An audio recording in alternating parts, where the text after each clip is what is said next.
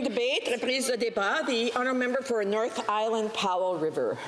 Well, thank you so much, Madam Speaker, and as always, it's a pleasure to rise in this House and to speak about things that matter to my constituents and to myself. I did want to take this opportunity, first of all, though, to congratulate Trottis Leo. He is not in my constituency now, but he grew up there, and he actually used to be the French tutor for my sons. He just was named on the list of Amazon 2023's Best Canadian Podcasts of the Year, so that's very exciting. Wow. He does tremendous work and talks about the Indigenous realities, and I really appreciate his work, and I just wanted to acknowledge him today.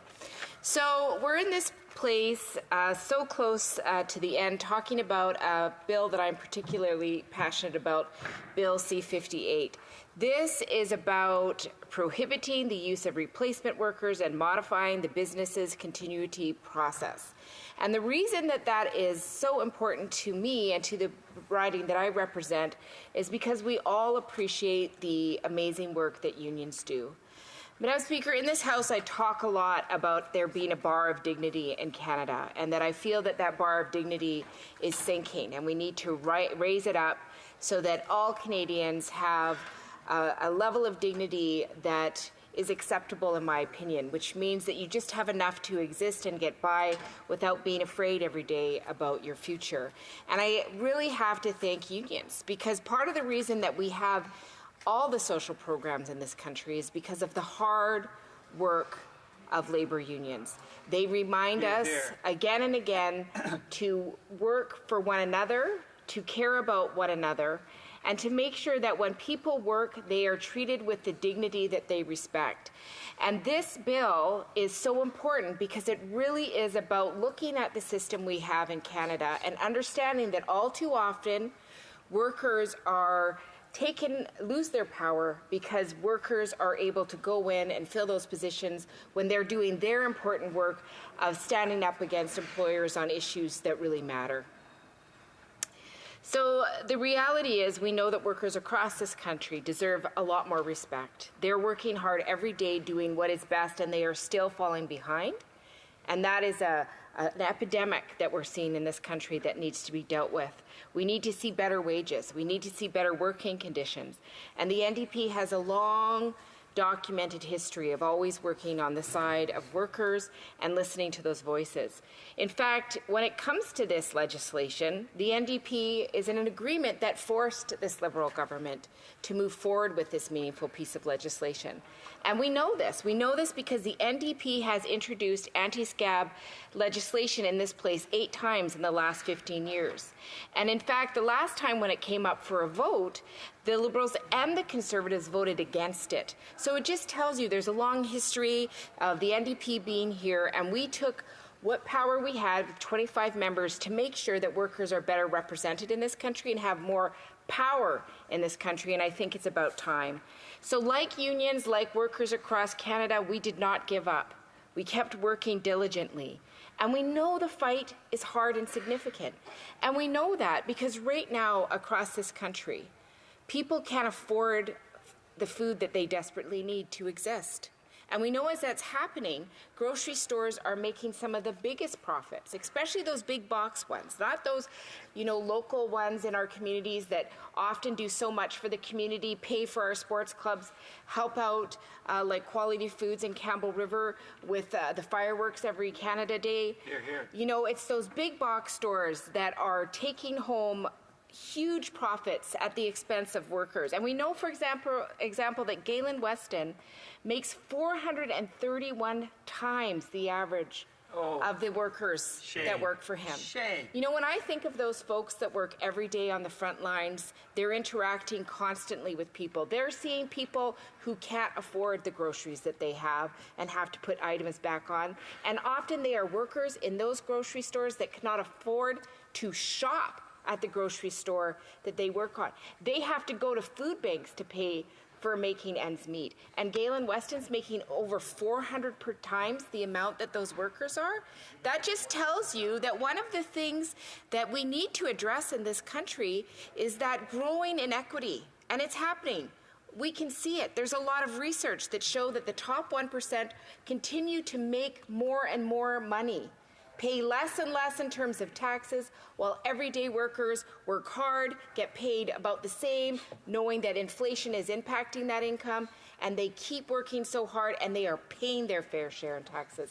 So I hope that we, as a place that understands the bar of dignity of all Canadians, start considering that. Because even though Galen Weston makes that much, the average of these top CEOs, they're making 235 times what their workers are making. I think that's totally unacceptable and something that all of us in this place should be addressing, and this is one step on doing that. So what is a scab? Well, a scab is a person that is hired after the notice to bargain has gone out. It means that people are coming from other employers to work in a facility, and it's a contractor that isn't already hired by the employer until that strike action happens. And, Madam Speaker, as a member that represents a more rural riding, I can tell you right now, the impact on community is profound. When you see people that you grocery shop with every day standing on the line, standing up for their rights as workers, and that person that you saw at the grocery store is going past that line to go work somewhere so that you have to keep fighting, not getting paid, not getting the support you need, that decimates communities. It's really profound. And so this is why we're fighting for this, because we also know that corporations are getting more and more tricky. And so they may have people out on the picket line, and they're getting people to work remotely. So this is why this legislation matters, because it's all of Canada. And I recognize that both Quebec and BC have anti-scab legislation. You know where that came from in BC. It was definitely the New Democrats. But this has to be across the country, and it needs to be more fulsome so that we can protect the workers. And Madam Speaker, isn't it time that we started to protect workers in a more meaningful and profound way? And we know that workers have waited long enough. How many more years do they have to wait? How many times have this promise been made and not followed through with? We're going to make it happen, and we're really, really happy to do this. So what this means for people is it means protection against replacement workers, which gives workers more power in their negotiations, and it helps have a more balanced bargaining table, and that is incredibly important. We know again and again that using scabs just creates unforeseen things. We've heard stories of violence that often linger in communities much longer than the labor dispute. And we know that workers have even been injured or killed as a result of these tensions. Madam Speaker, when people are doing their very best to survive and they're seeing other people limiting their ability to do that, it raises a lot of concerns, and we don't want to see that violence increase. And of course, whenever workers are replaced, it means that those employers get to continue on like nothing's wrong, not acknowledging the safety issues, the issues around how much people are compensated. So these things really become difficult, and this legislation is going to make all the difference. I want to thank the president of the Canadian Labour Congress, who said, and I quote, B. Brusky said this, "We have seen years of record corporate profits while workers' pay lagged far behind. Workers are rightly demanding fairer wages, better safety standards, and respect from their employers. If we ban the use of scabs once and for all, we can take a real step towards less labor disruptions, avoiding work stoppages, and building a more balanced economy while increasing the benefits and respect workers deserve." End quote. Madam Speaker, we need to see a country that focuses much more on workers, that looks at the power that they need and rightfully should have. And what we want to see in this place is more cohesion so that we can support those workers. We know that often disputes last 6 times longer when the employer uses scabs than when there is no scabs. That, for me, is enough. We need to make this right. And, you know, again and again in this place, we have seen back-to-work legislation come forward, and both the Liberals and the Conservatives support it. It's absolutely time to stop that. Let's get it done by having this in place. Thank you, Madam Speaker. Questions and comments, questions et commentaires. The honourable member for Provencher.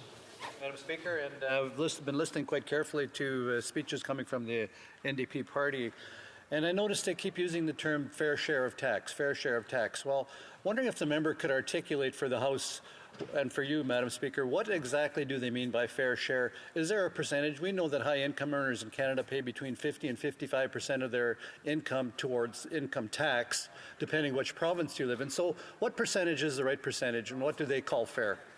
The honourable member for North Island, Powell River. Oh, Madam Speaker, I'm just so sad to hear that lack of understanding and awareness in this place, and I really encourage the member to do the research. We know that people who have the Order. There's opportunities for questions and comments. If members have questions and comments, they need to wait till the appropriate time. Now, one of their members has already been recognized, and I would wait for them to ask a question at a different time. The honourable member for North Island, Powell River. Well, thank you, Madam Speaker, and thank you for that. It's unfortunate that members feel so defensive that their only result is to yell while I'm giving a simple answer. Fairness is not something that is a reality in this country. We know that the top 1% earners are getting so much more. They're paying less taxes because they're using every tax loophole. In fact, some are hiding their money overseas. These are policies that the Liberals and the Conservatives have continuously supported, and that is unfortunate, but it is the reality. And I encourage all of these members to talk to everyday working people who pay their fair share of tax and how it feels when other people don't pay theirs. And I also want to remind the Conservative Party that the Conservatives in the UK actually acknowledged this by having a windfall tax and making sure that money went back into the communities to support them during very trying times. We know it's a reality. There's a lot of graphs out there. I encourage them to do their research. Comments? The Honourable Parliamentary Secretary, the Government House Leader. Thank you, Madam Speaker. And you know, the anti-Scab legislation has been an important personal issue for me for many, many years, dating all the way back to 88, 89 in my first few years as a parliamentarian. And I was really glad when the Prime Minister incorporated that into our last election platform. And I'm really glad that we have two political entities or three political entities in the chamber that are in fact committed to getting anti-Scab legislation. What I found interesting is the Conservatives have yet to say how it is that they're going to actually vote on it, yet out in the communities they're telling people that they're for the worker. The honourable for North Island, Powell River. Well, thank you, Madam Speaker. And I thank the member for that question. We honestly don't know where the Conservatives are on this very important bill that will bring more balance to workers. This is a bill that focuses solely on workers, and I think this is an opportunity. We know that the corporate-controlled Conservatives have a hard time working for people. They like to say things, but when it actually comes to the workers, they don't do it. We've seen that in how they vote back-to-work legislation repeatedly. And comments? The honourable member of Churchill, Kiwana, Newcastle. Thank you, Madam Speaker. And thank you to my colleague for her clear message today that we need anti-Scab legislation and her reminder of how critical this legislation is for workers' rights, for fairness, for workers, and for all of us. It's a historic moment where we're seeing the NDP once again standing up for workers and standing up for Canadians and fighting back. And yet we have the Conservatives, a party that has revamped itself recently, pretending to defend Canadians who are struggling, who are refusing to get behind anti-Scab legislation. Can my colleague share her views on why the Conservatives are refusing to stand up for Canadian workers? The honourable member for North Island, Powell River. Well, I think, thank you, Madam Speaker, and I thank the member for that really important question. You know, my grandma used to always say the proof is in the pudding.